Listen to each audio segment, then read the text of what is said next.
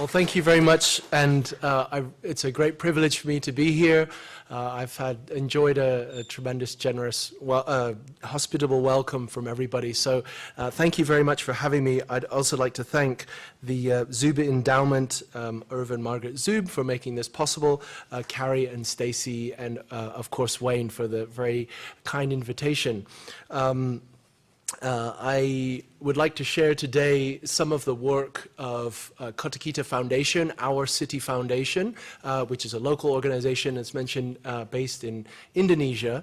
You know, I think I hope it also has relevance for those of you young practitioners who would like to you know, be addressing issues in your community and are finding ways that maybe outside of the private sector or outside of the public sector, you can you sort of start to understand a little bit more about civil society. So maybe you are part of the private sector and you want to work with civil society organizations or work within civil society. I hope that I can shed a little bit of light on that. Now, the title for the talk today, A Role for All Seasons. Now this it relates to a play called A Man for All Seasons, and in that play the protagonist is Sir Thomas More. It's a play set in the 16th century, the time around Henry VIII. And Sir Thomas More was a statesman working with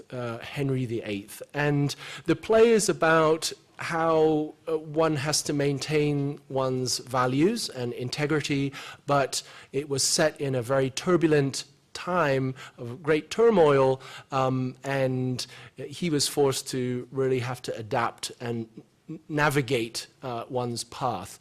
And I liked how this sort of acknowledges the fact that we all have to be true to ourselves and to our values and our mission, but we are living in very unusual times, and there's always change happening, and we have to be able to adapt. And this made me really think about Kota because as an institution that was founded about 15 years ago, there are certainly many different phases that the organization has passed through. And it really is, you know, civil society organizations don't just have the luxury of doing only what they want to do. They really have to adapt to their environment. And when I talk about environment or the forces that shape the context within which a small organization works in, we're talking sort of the national political environment, also the cultural, economic, and social environment around often the opportunities in terms of what projects are available, what are donors and philanthropy making available, and yet trying to keep true to their mission. And so with that in mind, I'll start on this first picture. And for those of you who might be familiar with Indonesia, this is rather an unusual image to start with, because this is a picture of the, thank you, recent president-elect, or he's a future president, he's just been elected in January. And I think this is a sort of, when the world sees Indonesia in the news, this is sort of the most recent images that you'll see. This is an unusual and surprising figure because Indonesia is actually cast as a very successful democracy, and a country that has invested a lot in its democratic institutions. However, this man who has just been elected is a sort of recognized human rights abuser. He has a very sort of, you know, he was a general during the last regime of what they call the New Order regime. So he's kind of really associated with authoritarian approach and style. And yet, how is this possible, right? That Indonesia has been known as kind of a darling in terms of, you know, democracy, especially local democracy, a very vibrant democracy, the third largest democracy in the world, and yet he is now becoming the president of the country. And you know, I wanted to put this here to sort of just remind us, Indonesia is a very complex society, and I think that there are going to be contradictions and tensions throughout this story that are often, very surprising. And I think this also helps to link us in, or relate this story to global trends, where I think in many countries around the world you're having this trend or path towards more authoritarian governments.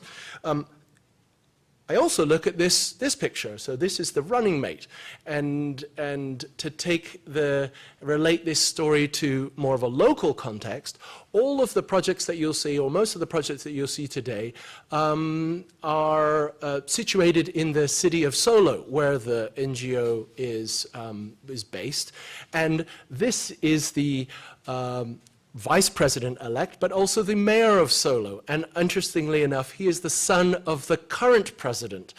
And so the president who we have today, Joko Widodo, is a man who is very famous for being a man of the people and sort of the great hope for democracy, for being a very sort of humble person who is working to invigorate democracy and address issues of social equity. And yet, he endorsed the now president-elect. And so, again, lots of strange contradictions that are at work here. And I think they underline the fact that all of this work is not very easy and doesn't always follow a straight line. It can be quite a confusing context to be part of. But this is where we are today. I'll take you back in time a little bit. And I think in order to understand the context of Kota Kita as an organization, we have to look a little bit at the history of the country. So you have an authoritarian government for 35 years, which is known as the sort of the New Order, and that's a very top-down, very centralized form of government. And that falls in 1998, and you have the downfall of the then President Suharto, and a new period of democracy begins. And they call this reformasi. There's a reform movement, and this brings democratization. So you have, for the first time, people are able to elect their local mayors, local officials, and decentralization, where instead of very centralized decision-making in the Jakarta, the capital, a lot of those responsibilities are devolved to local governments for the first time. And there's a big sort of enthusiasm about democracy. You have a lot of countries who are sort of pouring money into Indonesia to allow civil society to grasp this moment. There's a lot of NGOs, non-profit organizations that arise. And then as you get into sort of the mid-2000s, some of that enthusiasm starts to wane, and the funding starts to wane, and a lot of those organizations fold and collapse. And Kota Kita as an organization sort of rises in around 2009, sort of as this waning is beginning.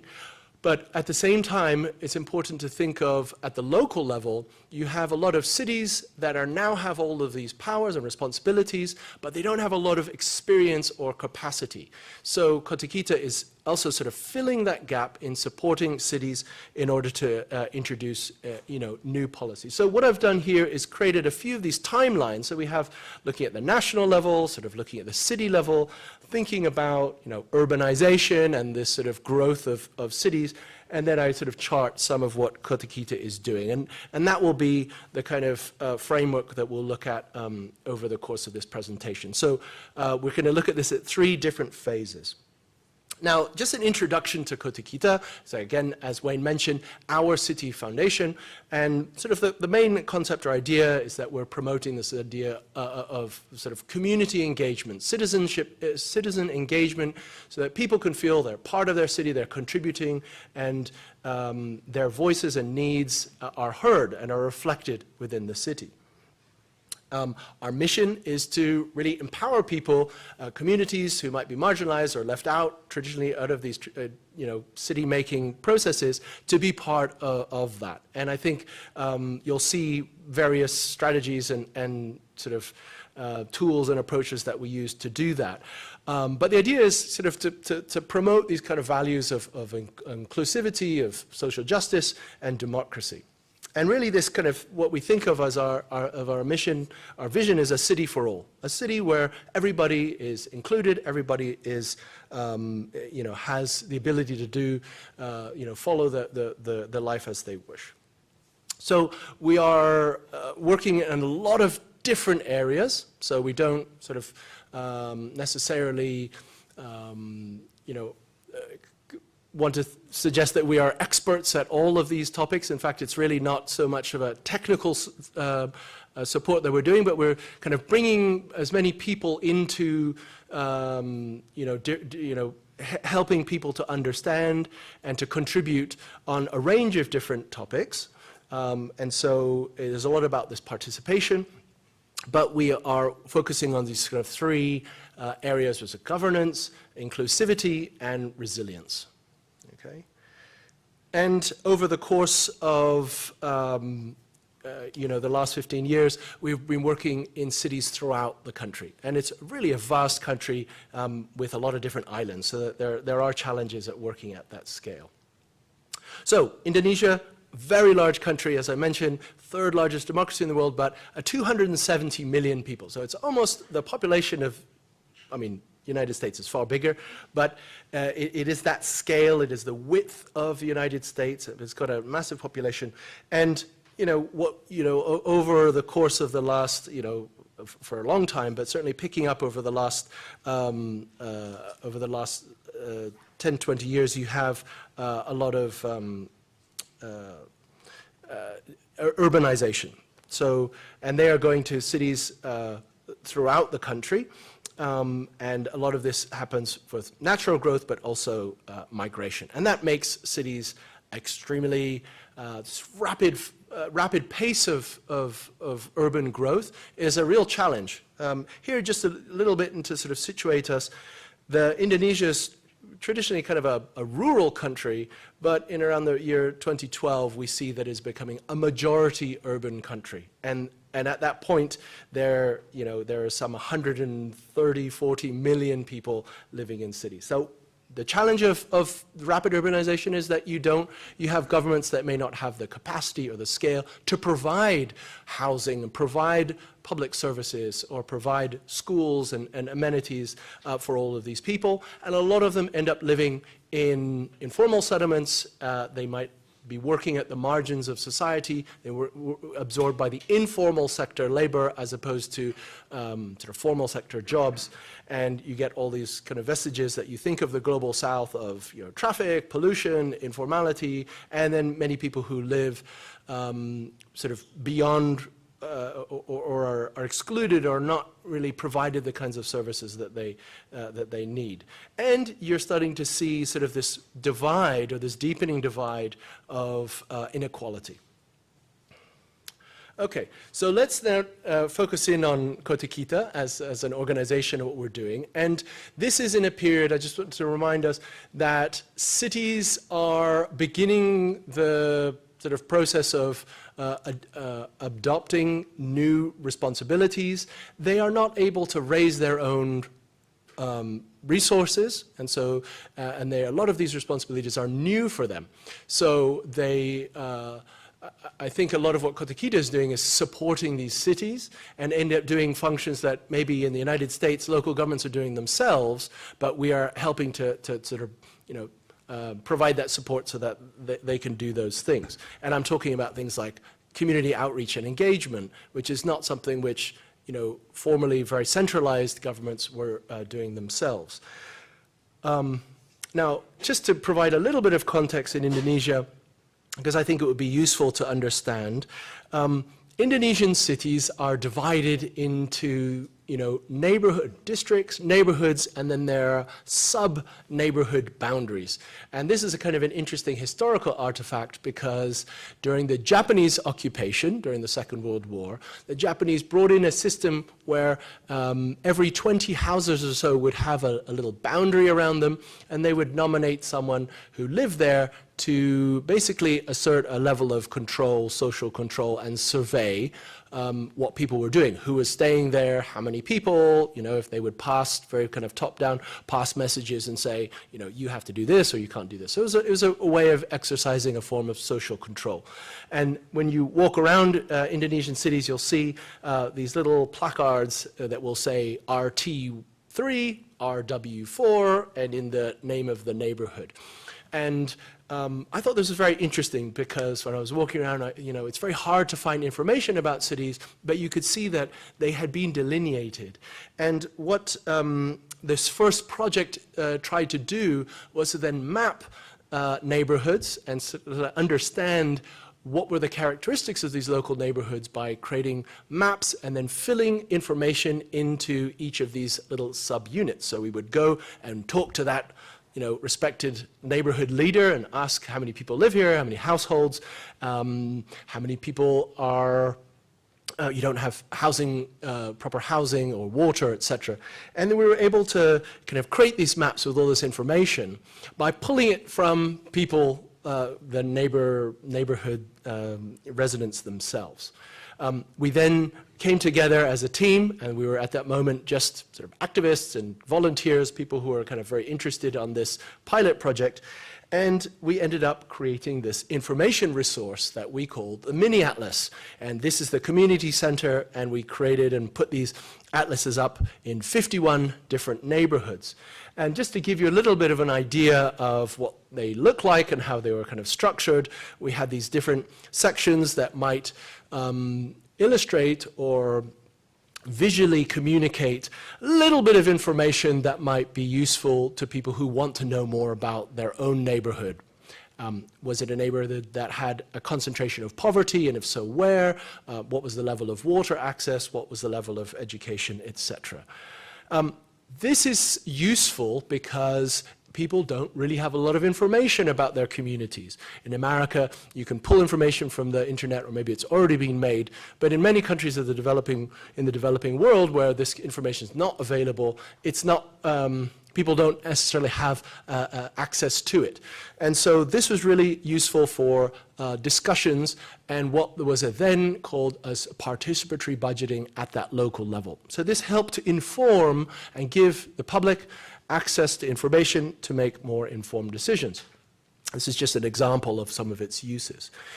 The information also, once aggregated at the city level, could then inform larger scales, scalar issues, and help local government to see the city in a way that they hadn't been able to see before. And this is just another iteration that was created a few years later. Another project that we did was in the city of Banjarmasin. So this is in another island called Kalimantan, or what people know as Borneo. And there are a lot of rivers, and a lot of people end up living on the riverbanks of rivers. Oh. Sorry. In settlements that look like this.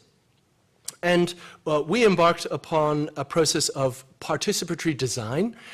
This was really an initiative by Kota Kita. We raised money ourselves. This was not a grant from another institution, but we wanted to engage a community in designing a public space. And so the process is what we were really after, was how to get local people to become aware of the potential in their community, how to get the government to be aware of a potential of a poor riverbank community, because those are being kind of areas that were very much, let's say, neglected or ignored, and engage the community in this kind of process of co-design.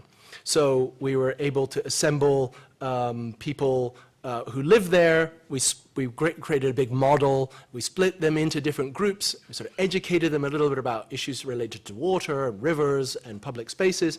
And then over a 3-day period, we got them in a very kind of playful manner to start to think about their community needs, think about issues that affected them, and also things that they liked about their community. And then these 3 groups designed 3 different proposals, and they presented them to each other. And the government, local government, was involved, and this was something in itself which was very gratifying for that community, because they had sort of been neglected by local government. And it resulted in the design and actually building of this sort of raised platform by the river. And I'm very happy to be able to show this image, which was taken in 2023, that it is still being cared for and is still being used and very much looks the same, although there's sort of, you can see some evolution there in the plants, etc. But when a community is so involved and has such ownership in the design and building of these kind of community infrastructures and assets, they tend to take better care of them and use them well. Now, a third, and I'll just quickly go through this, is another thing that we were doing a lot in this early stage was we were helping cities to do climate change vulnerability assessments. Now, this is quite early days in terms of awareness of climate change, and we had been hired by the United Nations or other development agencies to do these assessments, and we did them in a way where local communities, we would speak to them, we would do these community transects and try to create sort of a narrative or a picture that reflected what's happening in these like local vulnerable communities and share that with city government. Now, city governments at that time did not really know very much about climate change. So in a way, this is a very pedagogic exercise, but it helped sort of explain to them how processes of urbanization, for example, there's a lot of landfill, there's a lot of informal sediments, how that makes people more exposed to vulnerability when you have climate change. And I think this was a learning process both for the city governments themselves and the local communities. And it involved a lot of this, like, going with a map and having people tell you about their lives and what were the things that they struggled to do, where was change happening. And these resulted in some of these publications. But I think overall, what I would like for you to see is that in this period, you have governments that are quite inexperienced, they don't have a lot of capacity, unfamiliar with emerging urban issues, quite a low level of public awareness, like people are not thinking about urban challenges, and they're not really participating because the country had been centralized for so long. So the role that we played, and I will just say, it was at a very small scale, often at neighborhood scale, or often just in a few different places and projects, trying to advocate for participation, facilitate community engagement, and collecting data, and, sharing with people, and trying to raise awareness. So this is, I would say, the first stage or early days of Kota Kita. Now we move into a sort of second phase, starting at around 2013. And again, 2012 was when the country then just really became an urban country. Up until then, like, people didn't really register. You think of Indonesia, you think of rice fields and islands, etc. But it's now starting to dawn on the public and government that this is actually, the context is an urban one. I think also Indonesia has, gone through sustained economic growth. It's now becoming a wealthier country. And as a wealthier country, you have a growing middle class, and middle class concerns are different than those of a low-income developing country. And they're able to exert their concerns and pressure government. So you have a changing agenda. The context now is a little bit different. Mayors who have been sort of locally elected now for, I don't know, maybe 10 years or so, they now are becoming much more prominent figures, and they are emerging on the national scene as prominent figures. The mayor of Solo becomes the governor of Jakarta. The mayor of Surabaya becomes a very recognized, figure throughout Asia for her work. And I think you're starting to see more power and more attention on cities. And cities are now being a little bit more ambitious about their projects. It's not just small changes. They want to sort of bring about system-wide changes. Also, another public agenda is this idea of leave no one behind. As the country's developing, as people are becoming wealthier, there's an importance of not leaving any particular group behind. So one of the projects and kinds of activities that Kota Kita was sort of employed to do or to work on was this idea of promoting the participation of specific marginalized groups. I draw your attention, this was a project called Women on Wheels. It was about promoting cycling for girls and for women. And we really wanted to understand, well, who were these women? Some of them were informal workers or factory workers, or some of them were young girls and students who were trying to get to school. But then at a certain age, it just became too dangerous for them to do so. And then they would all have to, take the bus or, go on the back of a motorcycle. And it was like, very limiting for them. So there were all these kinds of constraints upon women and girls who wanted to bicycle that we were able to discover through a focus on this particular activity and this particular group of people. And so we were working through, through understanding those specific issues and constraints, we then started to see, well, it's not just a problem of low-income women. It's not just a problem, you have middle-class people getting together to do cycling, and we started to create things that engaged larger communities with cycling, get people excited about cycling, not just women, not just girls. This is an example, this is the bike map with different routes. And it was some of these bicycle enthusiasts working together. There might be different sort of urban poor cyclists with sort of wealthier people, or public servant cyclists, and there was a lot more collaboration at work. But that sort of resulted in growing our understanding of how to bring about change. It wasn't just through focusing on a particular group of urban poor, but you could have minority groups that are united by an activity like cycling, but they span different kinds of sectors of society. The same is true for disability. We work with disabled community. This was a survey that we had done that really kind of brought to light the reality and the numbers and the types of disabilities that many in Solo experienced. We helped to work with them, did some sort of co-design, sort of creating these, that helped to co-design this sort of motorcycle taxis that people on wheelchairs could use, different kind of apps that they can use, and sort of bring them, help them to access the city in a way that maybe they had not been able to before, but that they could, freely be able to pursue sort of income-generating opportunities, or be able to get to schools and things like that. Now, as I mentioned, cities are becoming a bit more ambitious with, what they want to do, how they're going to grow and serve their populations. And this was another project which I think was very interesting because it kind of tells of this particular moment.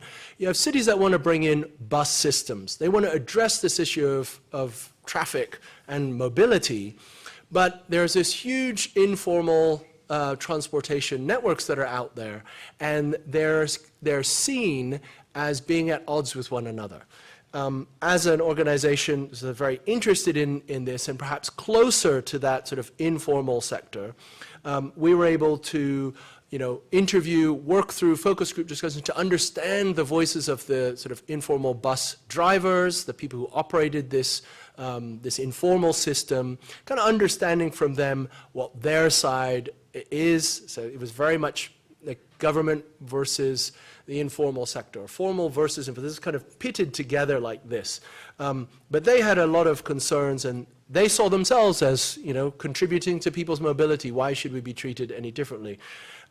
So by working together with them as a non-profit organization, we were learning about the ridership, learning about the routes. We were sort of understanding the economics of their work, who was driving, who was riding, etc. And we were able to start to then demonstrate to government the value that these informal networks are providing the city in terms of getting people to work, in terms of picking up kids and taking them to school, that 89% of the population of the city is served by these informal systems, and yet the city's official system of these large buses along major roads only really served 28%. And it was by showing them the numbers and showing them the spatial analysis and actually engaging with them over a period of time that they started to, I think, break down some of these very formal distinctions and divisions, and started to see the opportunity of actually integrating the informal sector system with the formal, and that might be mutually beneficial. And so, I mean, these are just examples of spatial representation of the analysis that showed, you know, how these systems are serving the city. And we put forward and you know, this sort of proposal of like, well, why don't you just connect them and create these special nodes where people can use these buses as a last mile? And, you know, it was great because we're talking with transportation engineers that don't really think about this and don't really know about, you know, this side of the city, this kind of invisible systems. And after many years, we were able to sort of help them bring about this change, where now the systems run as one, and the informal buses are now part of the formal system. Sorry about this. Okay. As I mentioned also, this is an era of middle-class growth. As an organization, we felt, you know, it's important that we are passing along the knowledge and skills that we have to the next generation, and we're going to try to create sort of some kind of a program to do that. So we created what we called the Urban Citizenship Academy. So the values of Kota would be handed over to the next generation. We made an open call for sort of entrance, or people who were interested in being a part of this, and we seemed anybody could join, but we found that a lot of the interest was coming from young people, people who had left school or were still students. A lot of them were from sort of middle-class backgrounds, and they were already doing things in their communities. They were already sort of young, aspiring activists, but not the way that maybe you might think of it from, like, say, sort of working-class backgrounds who were, you know, addressing things out of urgency. These were some youth who wanted to take on larger-scale issues that they saw in their cities and communities every day. And so the Urban Citizenship Academy sort of gave them these skills, you know, mapping skills, spatial analysis, leadership, working in groups, negotiation, representation, giving public speeches, etc. And, you know, we were able to go to different cities and engage lots of different groups and sort of support them in developing their own proposals and their own actions. And over the course of, I don't know, say the last 9 or 10 years, they have been over 300 participants and over 64 different groups. So it's really been something that I think reflects this interest, this change, its growing interest in cities, and the idea that young people want to make an immediate impact and positive impact on their communities. And so these are just some examples. We didn't give them any money, and it wasn't something that required any money, but they would make these sort of like campaigns, there's posters or flyers. You know, this group here wanted to promote bicycling. They got really excited. They were also football fans, and they got all the football fans from their local team to get into bicycling, and they would take them on special rides and things like that. So the conditions here that I think are important: mayors are becoming more prominent, and people are starting to see urban issues as, you know, a public agenda item. You know, this importance of leaving no one behind. And governments, you know, have a little bit more resources, and they're engaging civil society in ways that might help solve bigger problems than just those small, isolated pilot projects. Kota, sort of as an organization, our roles start to shift. Instead of just working on, let's say, you know, participatory planning for different neighborhoods, we're focusing on very specific needs and specific groups and developing new ways and new understanding through those relationships, working more with the informal sector and helping people to understand ways to engage with constructively with the informal sector, and, you know, helping to spur another generation of urban activism. And this takes us to this sort of current day, or the last sort of 5 years or so. And, you know, at this national level, the context is one where you see a little bit of a swing.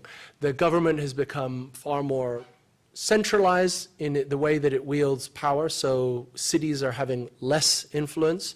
I think in Indonesia you also start to see the rise of political Islam and the politicization of, you know, culture and politics. And this is, it's difficult because I think there are winners and losers when that happens. And Solo, interestingly enough, because the president is from Solo, Solo starts to get lots of projects. And there are lots of national projects. All the ministries want to show, the president that we're supporting you. And so they're giving lots of projects to Solo, but no citizen participation. Just we're going to implement, and we know what you need. And so you see a lot of national level projects. Then the money doesn't go through the government, just goes straight. So the city is actually developing, but people are feeling alienated from that kind of public spending. And I think also from the civil society side, you're seeing a growth in interest, sort of lots of young emerging initiatives, but the resources made available to NGOs is reducing. Indonesia is already a wealthy country. It doesn't have to, donor countries don't have to be giving money to Indonesia. Indonesia has money. And so the civil society environment becomes a lot more competitive, and civil society organizations are having to become a bit more creative in being able to, ensure their own sustainability. So there are some real challenges there. So this is an example of what I say is a great project.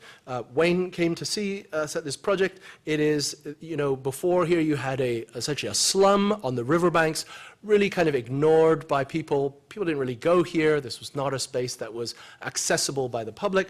And the national government helps to replace this slum by building a 4-story walk-up.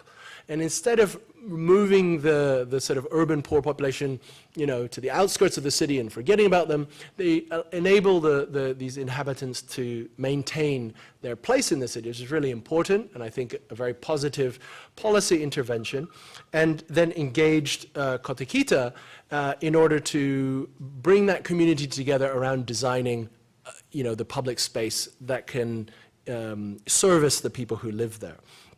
So what was exciting about this for us was this idea that we're not just planning, we're actually involved in building. And we can assemble a team and support not just the design, but the actual implementation, the construction, and from the very beginning. And I think what's so exciting about this, we sort of got the kids there, and we use this sort of Minecraft in order to help them be the ones that kind of identify the programming and start to suggest where things should go.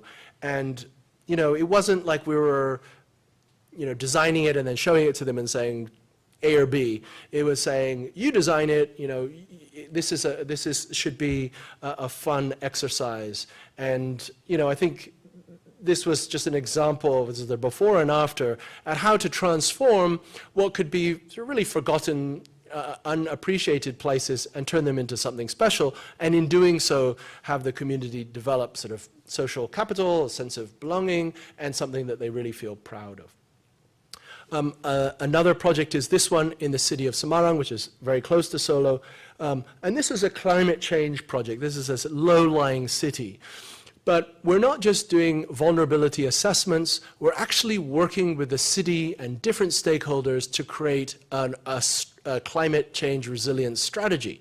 So not only are cities becoming more ambitious, but they are now coming up with proposals. And what Kota Kita is now helping them do is to package infrastructure proposals that can then solicit sort of investments from the national government or other development banks. But so it's all about sort of this coalition building and creating a shared vision at a very kind of large, ambitious scale, and packaging these projects in a way that actually it can be realized, it can be built. Now, the tension and the contradiction here is, the government, the cities don't really have the power to go and finance these projects themselves. The only client they have that will really do that is the central government. So cities are still very much powerless to be able to realize these grand visions. I think civil society organizations are on their side and trying to help them to do so. But you still have this imbalance between the power of the central government and the dwindling power of city governments who have these larger and larger scale challenges to face. And a final one from this period is the Urban Social Forum. Now, this is in no way a new thing. It's been going on for 10 years, and it's an activity that was convened by Kota in order to sort of mobilize and catalyze change by bringing together civil society organizations from across the country. But what we see over the last few years is, the need for these organizations to come together, the ability to be a bit more strategic about that.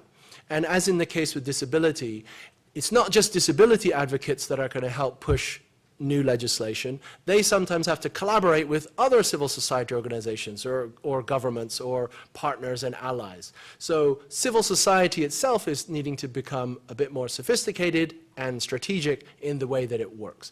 And at this event, you just get people start to make networks and build friendships and exchange ideas and motivate and inspire each other. And this is the event that I was so lucky to meet Wayne at in Solo.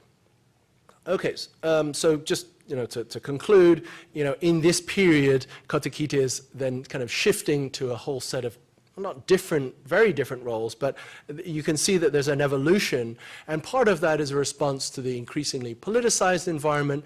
We have to find new ways of doing things. There's less resources, we have to be a bit more entrepreneurial, and maybe strategic in the way that we work with others. But I come back to this idea, started in the beginning to talk about, like, how did this sort of sea change happen where you have, more of authoritarian, backsliding, sort of this, what political observers might describe as democratic backsliding.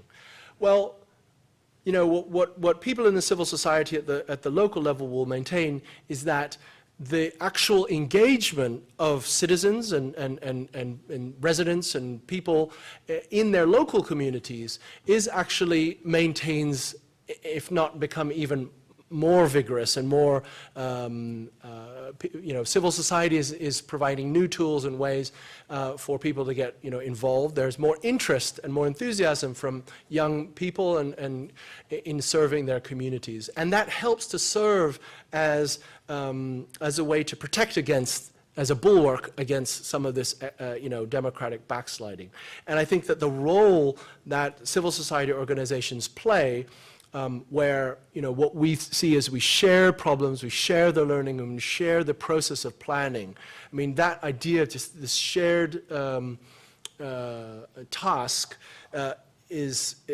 continues. So that's another thing that sort of like persists. The importance that civil society organizations play in promoting, these ideas and keeping them alive, keeping local, these democratic values alive and in people's lives, and the fact that, yes, we have to always be adapting to change and can't just be set in our ways. So I hope that was able to give you a little bit of insights on how civil society might act and react to different things, sort of forces and trends that